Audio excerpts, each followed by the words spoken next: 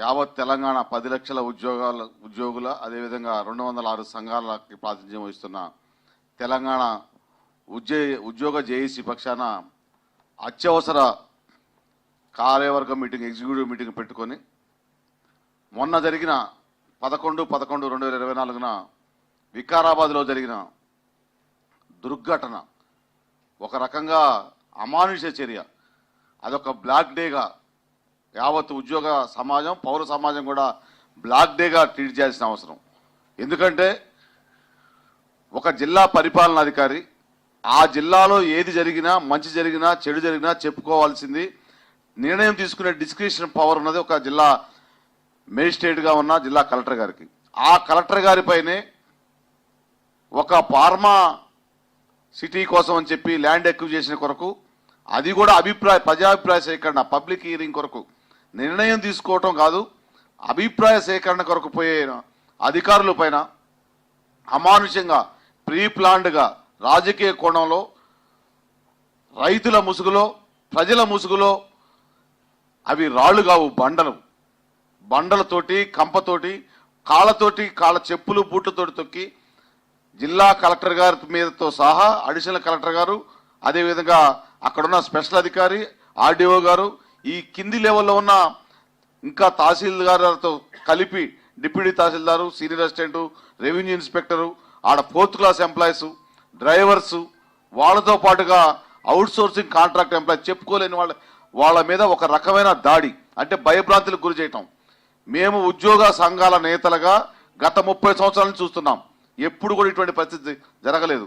గత కొద్ది కాలంగా ఉద్యోగుల మధ్య ప్రజల మధ్య ప్రభుత్వం మధ్య ఒక రకమైన గ్యాప్ క్రియేట్ చేయడానికి కొన్ని సంఘ విద్రోహ శక్తులు ఈవెన్ కులగణనలో కూడా రీల్స్ని ట్రోల్ చేస్తూ అవి కూడా ఏ యాప్ ద్వారా కొత్తగా క్రియేట్ చేసి అసలు సర్వే చేస్తున్నట్టు కాకుండా ఆ ఎన్యూమరేటర్ కాకుండా ఒక యాక్టింగ్ టీముని పెట్టి రకరకాలుగా ఆ కులగణననే పూర్తిగా అబాసు పాలు చేసే విధంగా ఉద్యోగుల్ని దొంగలుగా చిత్రీకరించే విధంగా రీల్స్ని ట్రోల్ చేస్తున్న ఒక సంఘ వ్యతిరేక శక్తులు.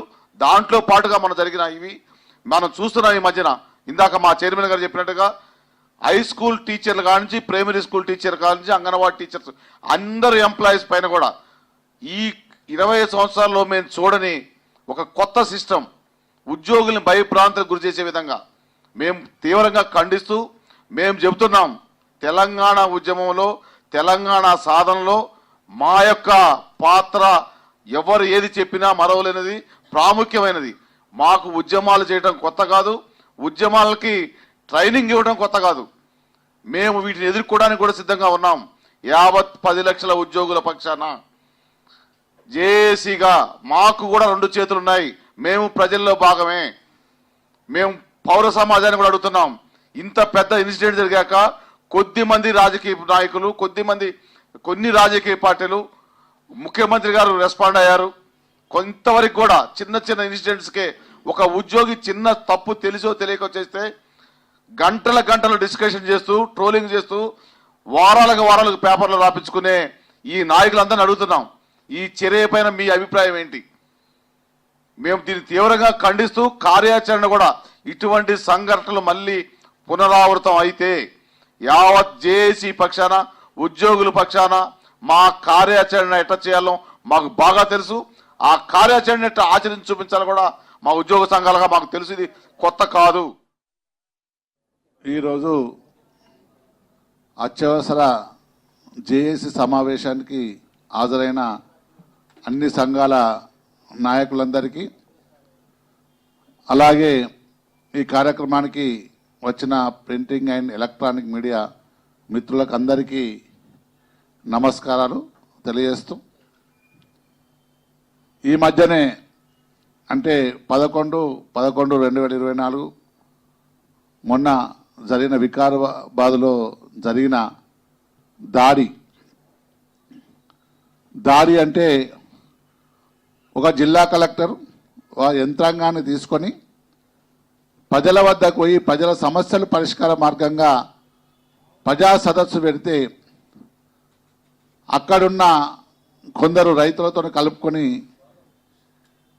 దాడి చేయడం నిజంగా యావత్ ఉద్యోగ సంఘ నాయకులుగా జేఏసీగా ఆ ఖండిస్తున్నాం. ఈ దాడి అది ఉద్యోగుల మీద దాడి లెక్క లేదు, ప్రజాస్వామ్యం మీద దాడిలాగా అభివర్ణిస్తున్నాం.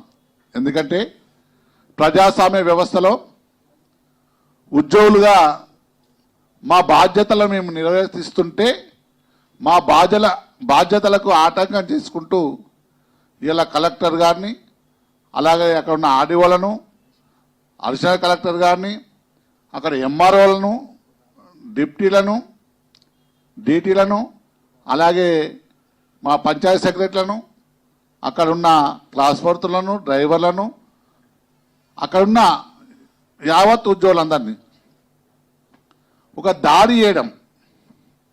దాడి అంటే మాటలతో దాడి కాదు, అక్కడున్న బండలతోని కర్రలతోని దాడి చేసే సందర్భాన్ని ఇలా గుర్తు చేస్తున్నాం. మరి ఇటువంటి దాడి మన తెలంగాణలో ఎక్కడ కనవడలేదు ఇదివరకు అసలు. వాస్తవానికి ఈ దాడి తెలంగాణ ఉద్యమం చేసినప్పుడు కూడా అంత తీవ్రతంగా ఉన్న ఎక్కడ ఒక్కరి మీద దాడి జరగలేదు. కానీ ఇలా కొత్త ప్రభుత్వం వచ్చింది, మరి ప్రతి ఒక్కరి మీద దాడి. ఇలా ఉద్యోగులు కుల గణన చేస్తుంటే వాళ్ళు చేసే ప్రశ్నలకు కూడా అక్కడ కనీసం ఇంట్లోకి రాకుండా ఇష్టమైనట్టు వాళ్ళని దాడి చేస్తున్న సందర్భాన్ని ఇలా గుర్తు చేస్తున్నాం.